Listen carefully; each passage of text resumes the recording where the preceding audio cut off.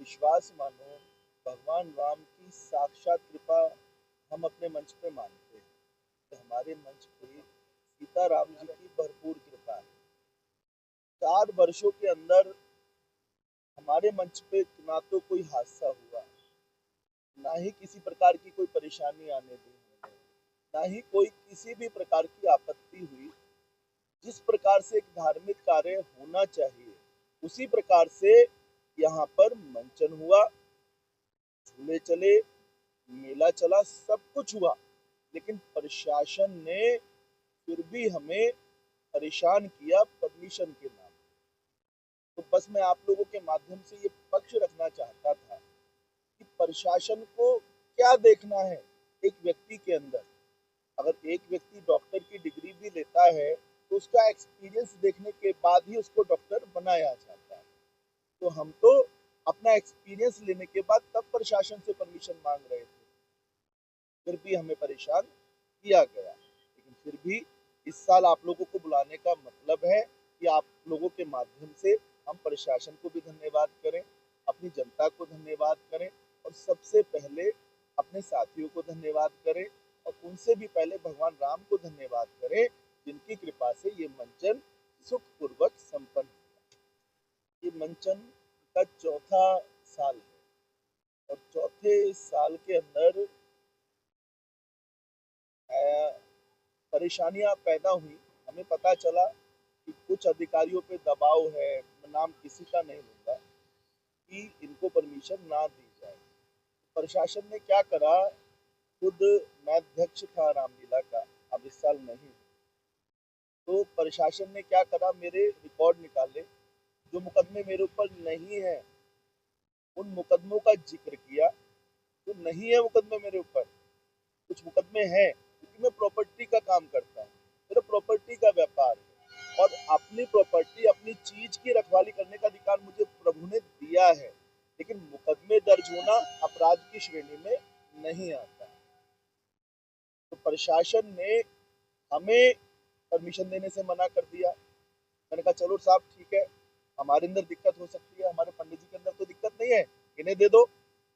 चलो जी, पंडित जी को भी मना कर दिया। चलो जी, पंडित जी बहुत गंदे आदमी है, हमारे कमल मेहरा जी को दे दो। ना जी, ये भी बहुत गंदे हैं, हम इन्हें भी नहीं देंगे। हमने कहा जी किसी और को दे दो।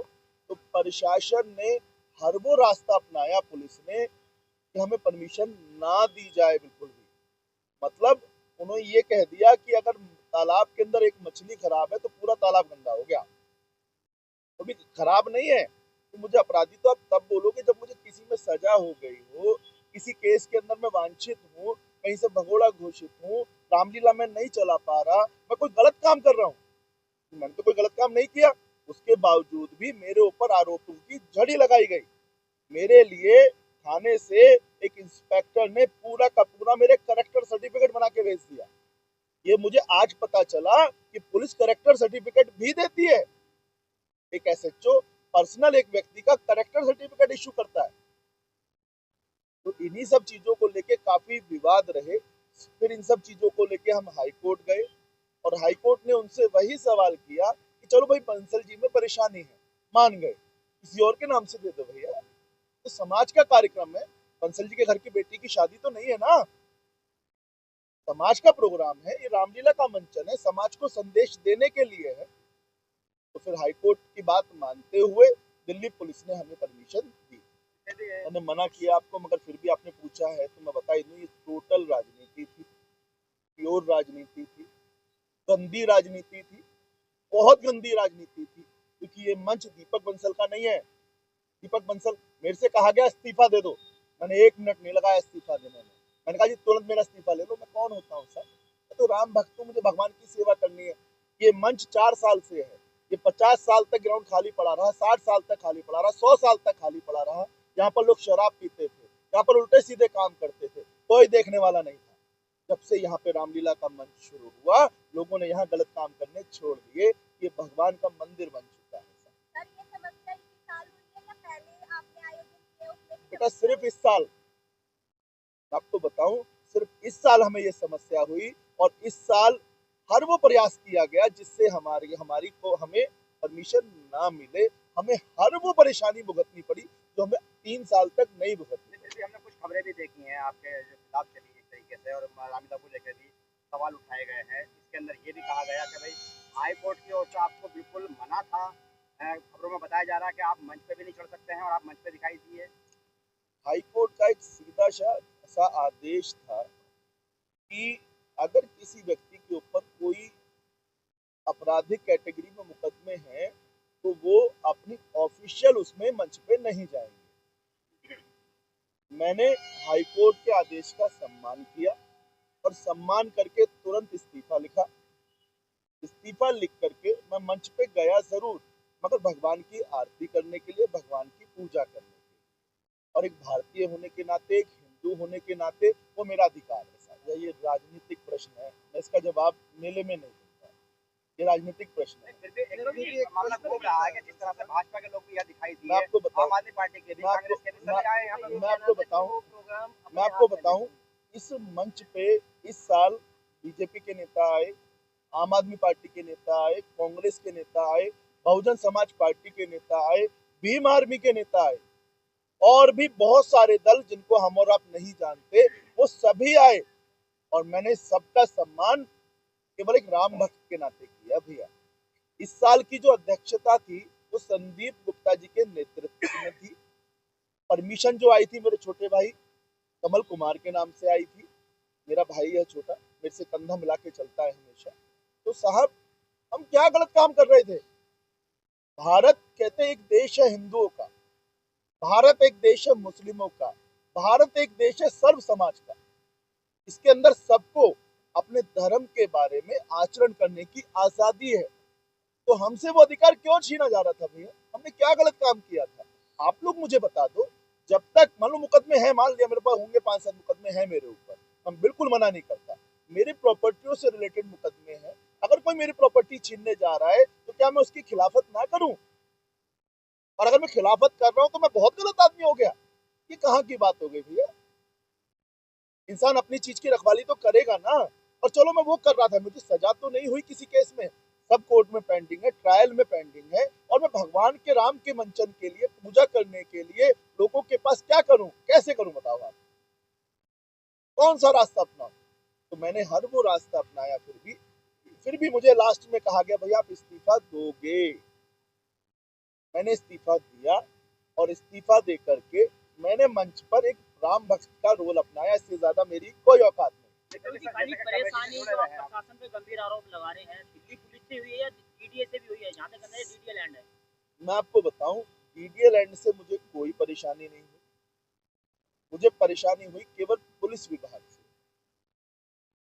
पुलिस विभाग के ऊपर क्या दबाव था, कैसे था, इन सब बातों की चर्चाएं मैं आपके सामने खुल के कर नहीं सकता, क्योंकि हम भी इंसान है साहब, समझौते से चलना पड़ता है। परमिशन मिलने के बाद पुलिस ने सुरक्षा व्यवस्था की?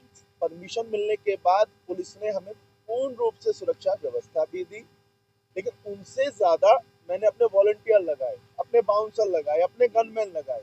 मेले के अंदर एक एक दिन में मैंने 80-80 बाउंसर लगाए। हमारा मेला एक ऐसा मेला, आप मेलों में और जगह भी जाइए, आप देखेंगे आपको बाउंसर नहीं मिलेंगे, आपको लोगों की सुरक्षा नहीं मिलेगी। जब आप जाएंगे ना, वहाँ 2-4 हादसे जरूर हुए होंगे। आपने अपने मुकदमों की बात की है, लेकिन आपका एक ऑडियो वायरल हो रहा है किसी महिला के साथ मकान पे कब्जे को लेकर, क्या सच्चाई है? वो ऑडियो बिल्कुल फेक है। जिस व्यक्ति ने वो ऑडियो वायरल किया है, मैं उस पर मानहानि का मुकदमा भी कर रहा हूँ, और मानहानि के मुकदमे के अलावा उनसे पूछूंगा कोर्ट में जाके कि ये ऑडियो आपके पास आया कहाँ से, इसको आपने कैसे बनाया। ये जितने भी ऑडियो है, वीडियो है, ये सब के सब रामलीला से पहले ही क्यों वायरल की गई है? ये जो आपके सवाल में ही जवाब छिपा है ना साहब, आपके सवाल में जवाब छिपा है सीधा सीधा।